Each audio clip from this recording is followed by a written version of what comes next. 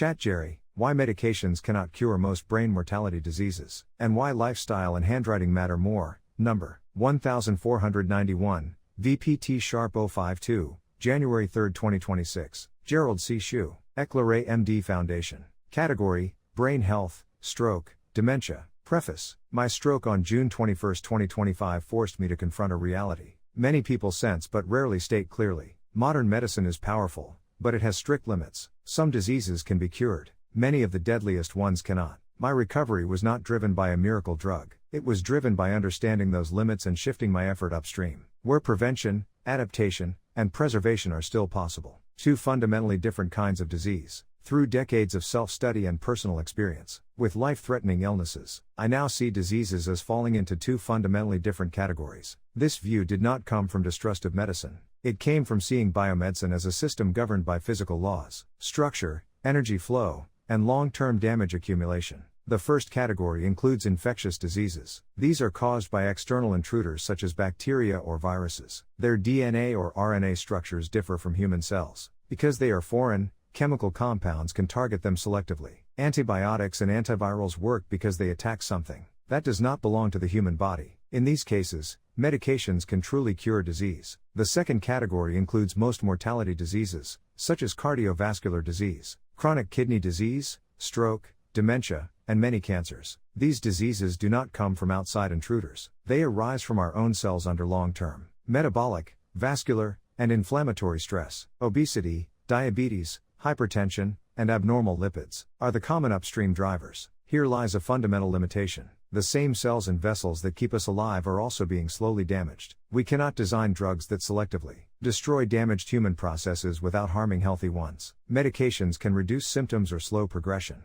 but they cannot reverse decades of accumulated structural damage. This is why most mortality diseases are managed, not cured. Brain mortality diseases and their true ranking. This framework becomes especially clear when examining brain-related mortality. From a brain mortality perspective, the correct ranking is stroke first, dementia second, and brain cancer third. Stroke is the leading cause of sudden brain death. It reflects long-term vascular damage, combined with short-term triggers such as blood pressure spikes. Medications can lower average blood pressure or clot risk, but they cannot fully prevent sudden pressure surges or protect stiffened vessels from rupture. Dementia is the leading cause of chronic brain-related death. It represents slow, progressive network failure rather than a single event. There is no medication that can prevent dementia. Existing drugs may ease symptoms temporarily, but they do not stop onset or repair accumulated neural damage. Brain cancers are devastating but relatively rare. There is no preventive medication. Treatment drugs may extend survival, but cure is uncommon for aggressive tumors. The conclusion is simple: there is no medication that can reliably prevent or cure stroke, dementia, or brain cancer. Why lifestyle matters more than medication.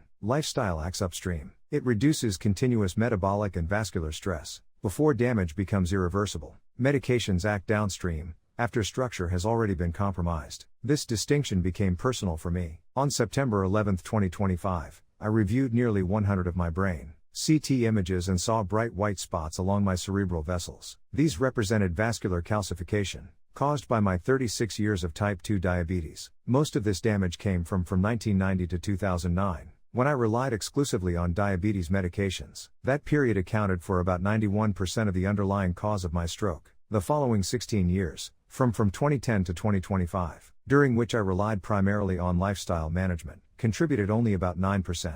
My acute blood pressure spike of 175 mm of mercury on June 21, 2025, was the trigger, not the root cause. Medications can lower my average blood pressure, but they cannot erase decades of damage. The only meaningful leverage left is lifestyle improvements and daily brain maintenance. The handwriting story and its limits. Several years ago, I encountered a social media story about a Japanese physician who observed that elderly individuals with little cognitive decline all wrote by hand daily. I could not find peer-reviewed confirmation of this story. I do not present it as scientific proof. However, I evaluated the idea through neuroscience lens and systems thinking. Why handwriting still makes sense. Handwriting is not just putting words on paper. It makes the brain plan each movement, control small muscles, feel the pen, touching the page, understand space and position, store memories, and stay focused. Each stroke must be generated and adjusted in real time. Handwriting engages roughly from 15 to 17 functional brain regions. Typing, once learned, becomes automated. It relies on fewer integrated systems,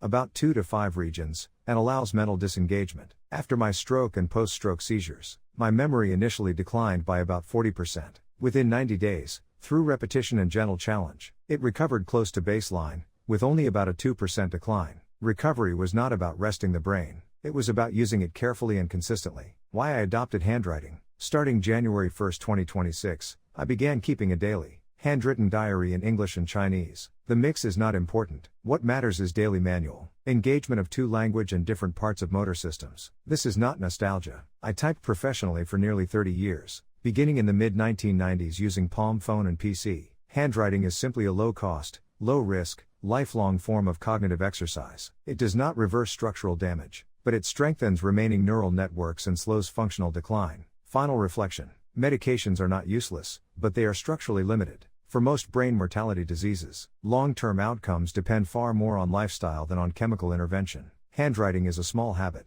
but small habits, repeated daily, are how complex biological systems are preserved. I am grateful to the physicians and nurses who saved my life. This article addresses biological limits, not professional failure. My purpose is simple: to help others understand their bodies earlier than I did. Disclaimer: I write this article not for fame, but to share what I have learned so others can understand their health, prevent disease, and live longer, healthier lives. This content is for educational reference only and is not medical advice. No doctor-patient relationship is created. You may share this article freely, but it must not be altered, edited, or republished as your own. All rights belong to the author, Gerald C.